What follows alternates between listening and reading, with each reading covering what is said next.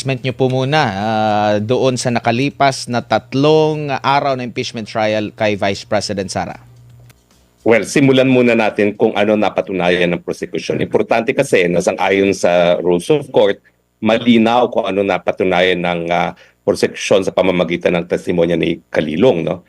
Ang napatunayan lang nila ay empleyado si Kalilong ng NBI. Siya ay isang senior agent at siya ay supposedly isang dalubhasa, at least that is the claim, pagdating sa videos. No?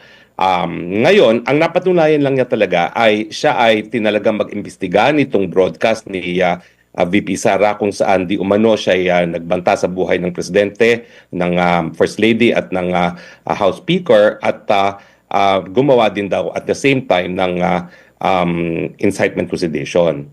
Pero dahil hindi pa authenticated ang video, hindi pa matatanggap ng hukuman yung video mismo kung saan di umano ay sinabi ni VP Sara yung kanyang mga pagbabanta.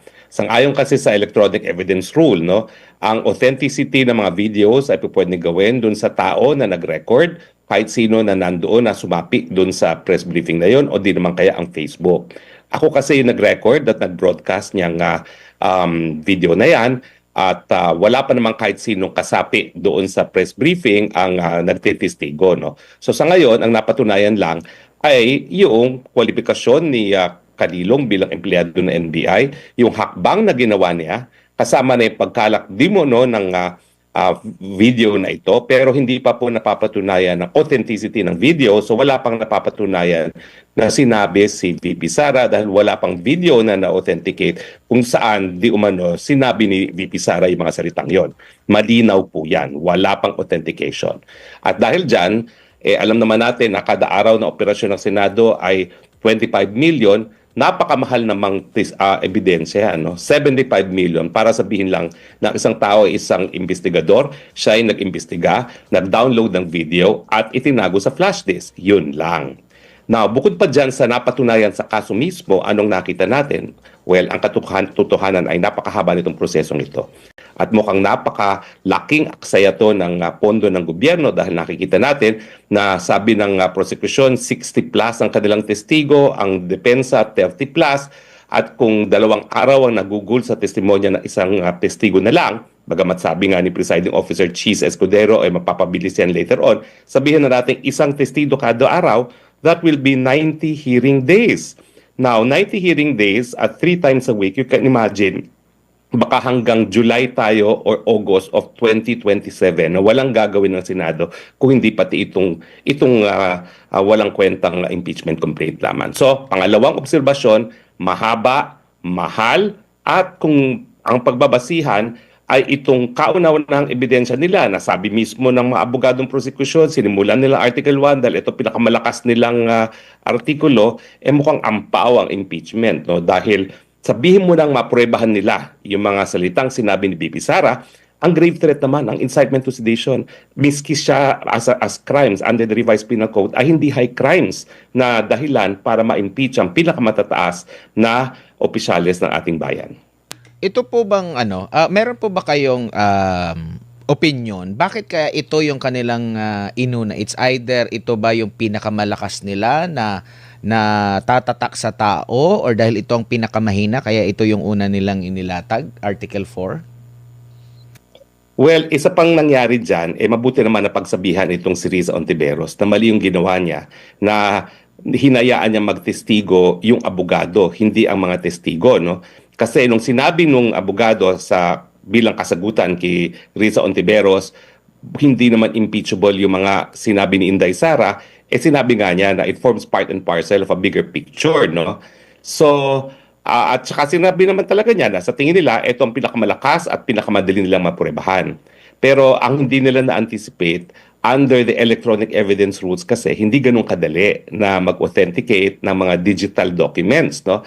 Lalong-lalo na kung ito ay involving internet broadcast. Kasi meron ding say sa authentication, syempre, yung intermediary na nag-broadcast niyang video na yan. No? So sa akin, I think they overestimated una yung balor ng grave threats at saka incitement to sedition to the high crimes na po pwedeng maging impeachable officers. Hindi talaga aabot yan sa threshold na high crimes para maging impeachable. At pangalawa, yung proseso, akala nila madali.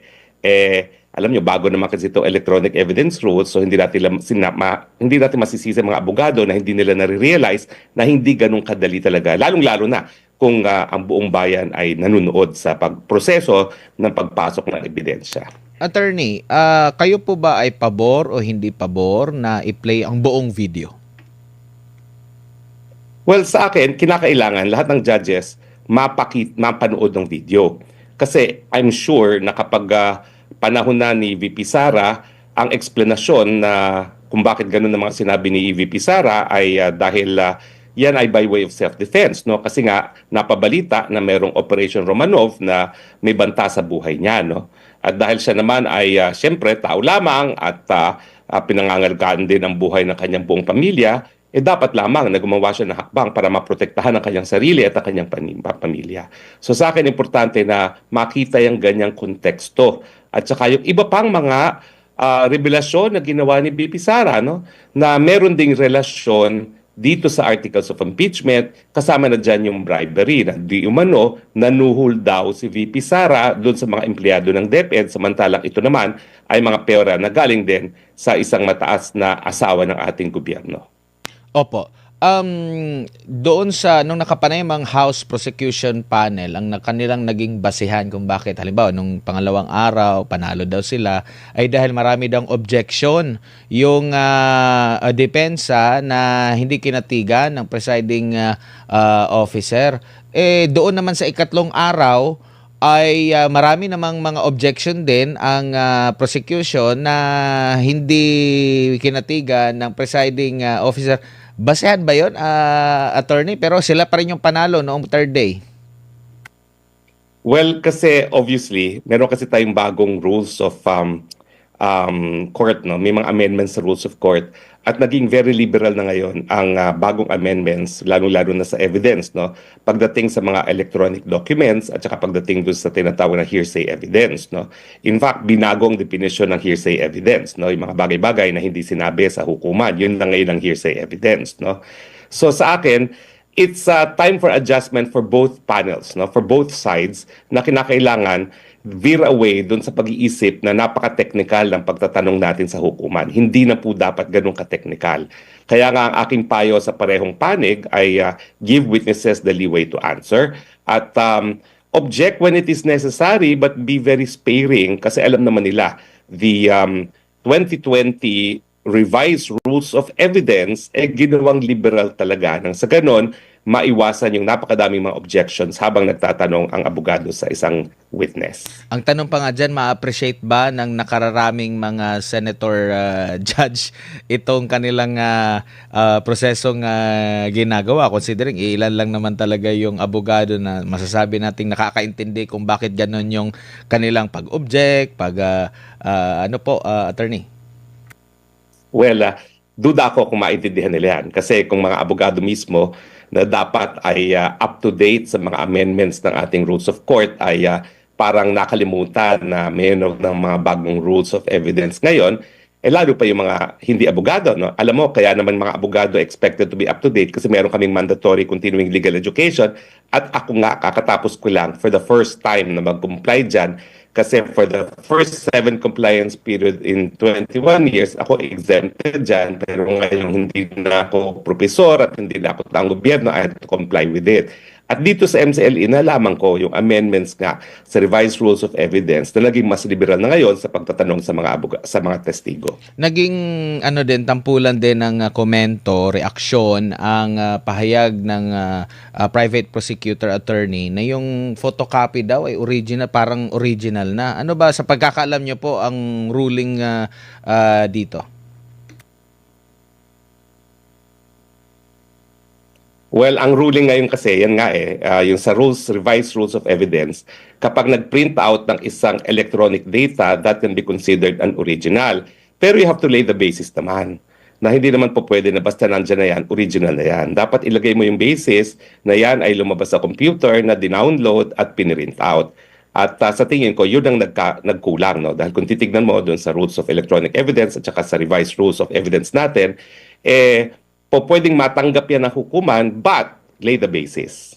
Opo, doon sa unang araw nung inilatag nila po yung witness, parang nag-oppose ang depensa dahil hindi daw kasama itong witness doon sa original na paghahain po ng impeachment complaint, pero hindi naman kinatigan ng presiding judge dahil daw doon sa Enriles versus Sandigan Bayan na ruling. Ano po masasabi niyo po dito, kahit hindi ba kasama doon sa original, or doon ba sa paghahain ng impeachment dapat kompletos recados na ba kung ikaw maghahain? Well, talaga nakakabahala yung ganyang ruling na yan. Nakalimutan ko sabihin na yan ay napaka-importanting bagay din, no? Kasama dun sa pagpapaalala sa mga senator judges na huwag magtatanong ng mga bagay-bagay na makakasira sa integridad ng buong pagdinig gaya nung naging pagtanungan ni Risa Ontiveros, no? Pero ito, napaka-importante rin ito dahil ang pagkakaalam ko, syempre, ang articles of impeachment ay parang information, no, sa ating rules of criminal procedure, at dapat sang-ayon din sa rules of criminal procedure natin, lahat ng mga affidavit ng mga testigo na gagamitin ng prosecution ay dapat nasumiti na dun pa lang sa level ng piskal, at yung level ng piskal pagdating sa impeachment ay sa House of Representatives, na kapag hindi nga na-include ang isang ebidensya doon sa hinaing complaint sa House of Representatives, dapat hindi payagan yan. So, yan ay isang bagay na pwedeng idulog sa Korte Suprema, kasi ang sinasabi naman ng presiding officer ay by way of practice, by way of precedent ng Senate impeachment, ay pwedeng gawin yan kung ito ay ipinasok sa pre-trial at walang objection ang kabilang panig, no? Pero sa akin, parang jurisdictional yan kasi dapat hindi ka lalabas dun sa apat ng corners ng impeachment complaint, at hindi dapat mag-offer ng evidence na hindi kasama dun sa naging complaint sa Kamara de Representante. So diyan ay isang bagay, isang issue of law na dapat idulog siguro sa Korte Suprema. Umamin din po yung witness na hindi niya mismo nakausap yung offended party, no? Marami akong katanungan dito, attorney. Pwede ba na maghain ng reklamo o magkaso kahit hindi yung offended party ang nagrereklamo? And pangalawa, yung affidavit, imbis na affidavit nila, ang in-insert lang doon is yung mga pahayag nila, yung video statement, tsaka yung speech ni Marcos Jr. at ni Romualdez. Hindi talaga yung signed affidavit po nila. Ano po yung legal na basehan po dyan? Well, tama ka na kung ito ay talagang ordinaryong criminal case, walang kasong maisasampa dahil walang nagrereklamo. At yan ang problema natin pati dun sa mga kaso ng di umanong mga patayan, kasi paano naman mag-iimbestiga ang Estado kung walang nagrereklamo, no? So sa akin, kakaiba ito. This is selective prosecution favoring the President, the First Lady, and the House Speaker, kasi kung ordinaryong tao ang naging biktima ng ganitong banta, walang kaso na maisasampa dahil it is the filing of a criminal complaint in the NBI or the PNP that will trigger yung investigasyon ng mga alagad ng batas. Pero tama ka, this is motu proprio, no? At ang sinasabi nga is, bakit naging motu proprio ito samantalang kung wala namang reklamo yung mga binantaan dahil pare-pareho sila mga personalidad na may kinalaman sa politika at siguro alam nila na kaparte lang yan ng buhay politika, bakit kinakailangan gumastos at ubusin ang panahon ng mga taong gobyerno samantalang napakadaming mga krimen na dapat imbestigahan, lalong-lalo na yung flood control scandal na hanggang ngayon, wala talagang napaparusahan.